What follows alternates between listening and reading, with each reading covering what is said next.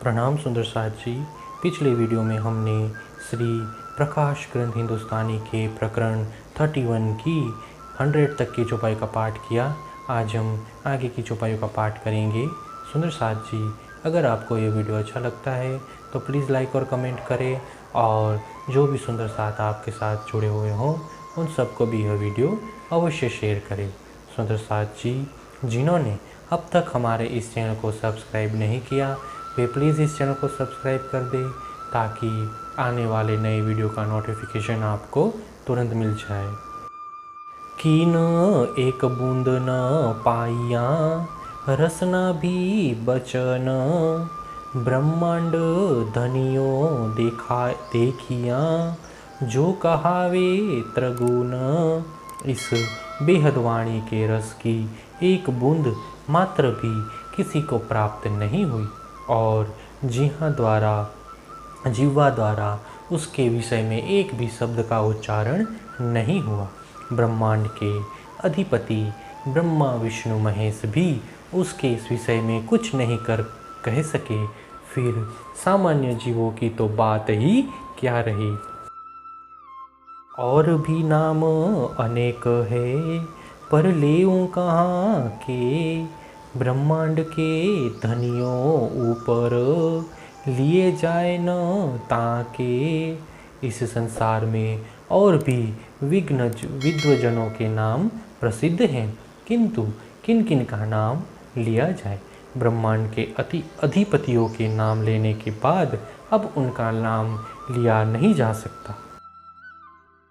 Source सागर इत हुआ, लहरे उछले, साथ सबे हम विलसी, बाहर पुर भी चले। यह अमूल्य ब्रह्मानंद रस सागर के समान उमड़ रहा है और उसकी लहरें चारों ओर उछलने लगी। हम सब ब्रह्मात्माएं इस अमृत रस को पीकर धनी के साथ विलसित हो रही हैं, और यह रस छलक कर अन्य लोगों में भी फैलने लगा है। पहले बीज उदय हुआ, पूरी जहां नौतन, सब पुरियों में उत्तम, हुई जो धन धन। इस ब्रह्म ज्ञान का बीज सर्वप्रथम श्री 5 नौतनपुरी धाम जामनगर में उदय हुआ, इसीलिए नौतनपुरी सब पुरियों में उत्तम होकर धन्य धन्य हो गई। फेर कहूँ विध सकल, जासो सब समझाए, संसार कोई साथ को, में राख्यो न जाए। यह ब्रह्मानंद रस परम धाम से किस प्रकार अवतरित हुआ, अब मैं इसका वर्णन करती हूँ, जिससे यह रहस्य सबकी समझ में आ जाए। अभी तक मैंने अपने सुंदर साथ के मन में कोई संशय शेष रहने नहीं दिया है।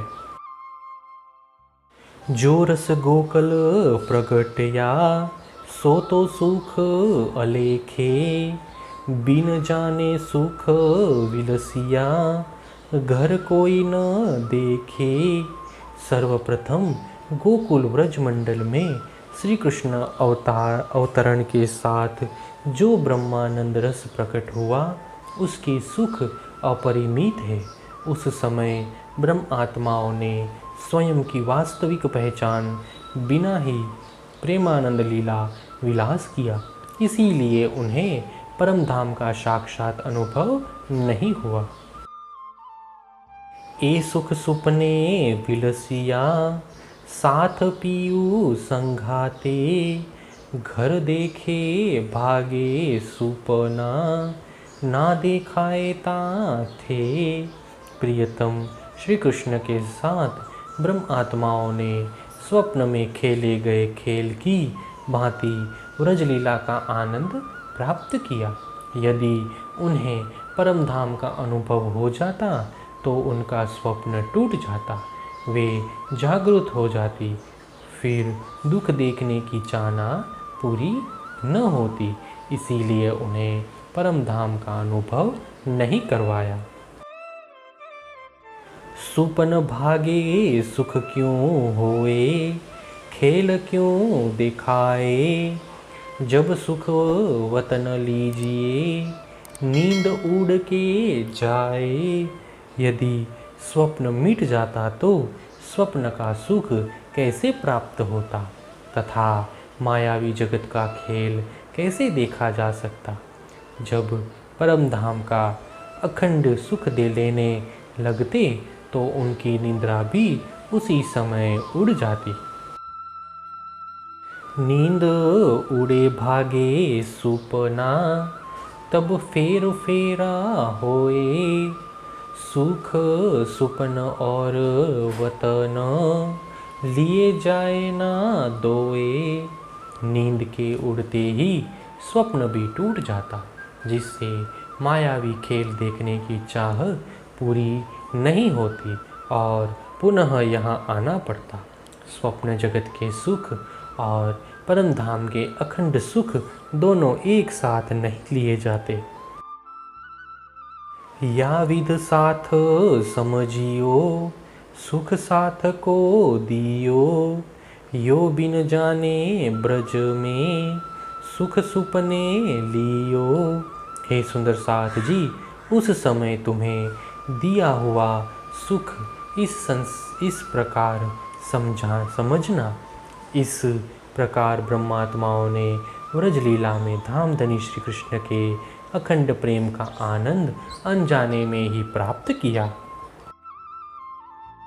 अब सुख रास कहाँ कहूँ, जाने निज सुख होए, ए सुख साथ पियू बिना, न जाने कोए। अब योग माया के चिन्मय ब्रह्मांड में हुई रासलीला के अखंड सुखों का वर्णन में कैसे करूं, मानो वे तो परम धाम के ही निज सुख हो। इसीलिए उस सुख को प्रियतम श्री कृष्ण जी तथा ब्रह्म अंगनाओं के बिना अन्य कोई जान नहीं सका। ए पीयू स्वरूप नौतन, नौतन सिनगार, नेह हमारा नौतन, नौतन आकार। रासलीला में श्री कृष्ण नूतन स्वरूप में प्रकट हुए थे। उनका श्रृंगार भी नूतन प्रकार का था। उनसे हमारा स्नेह भी नवीन प्रकार का था और हमारा शरीर भी नूतन प्रकार का था। ए बन सुंदर नौतन, नौतन वायो पाए, जल जमुना नौतन, लहरा लेवे बनराए। वृंदावन भी नवीन ऐश्वर्यों से युक्त होने के कारण अत्यधिक सुंदर दिखाई दे रहा था। शीतल वायु भी नूतन प्रकार से बह रहा था। श्री यमुना जी का जल भी नवीन शोभायुक्त था। अलौकिक शोभायुक्त वन और वनस्पति भी लहरा रही थी। सुगंध बेलिया नौतन, जीमी रेत सेत प्रकाश, नेह कलंक चंद्रमा नौतन, सकल कला उजास। पुष्प और वेलों की मोहक सुगंधी भी नूतन लग रही थी। भूमि की रेत में से उज्ज्वल प्रकाश निकल रहा था। निकलंक चंद्रमा अपनी समस्त कलाओं से धवल चांदनी बिखेर रहा था। नौतन रंग पशु पंखी, बानी नई रसाल, नौतन बेन बजावही, नए सुख देवे लाल। नूतन रंग के पशु पक्षी नूतन मधुर स्वरों में कलरव कर रहे थे।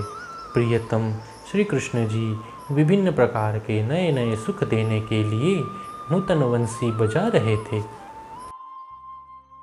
या रस सुख केते कहूँ, के रहस प्रकार, साथ पीयू संग विलास, हम किए अपार। इस ब्रह्मानंद रस से प्राप्त आनंद की बात कहाँ तक करूं? यह रस बड़ा रहस्यमय है। हम ब्रह्म आत्माओं ने प्रियतम श्री कृष्ण के साथ विलास का अपरिमित सुख प्राप्त किया।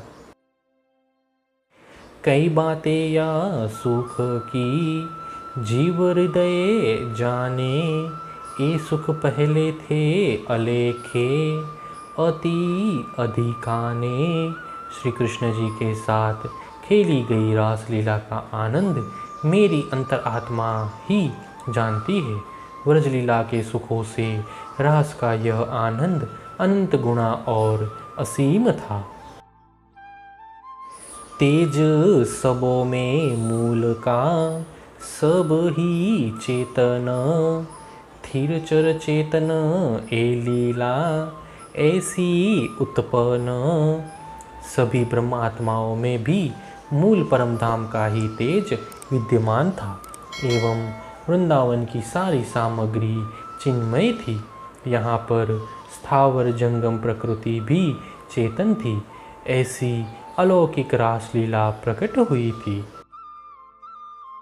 पर ये सुख सबे सुपन में, नेठ नींद जो माही। ए सुख जोग माया मीने, दृष्ट न घर ताही।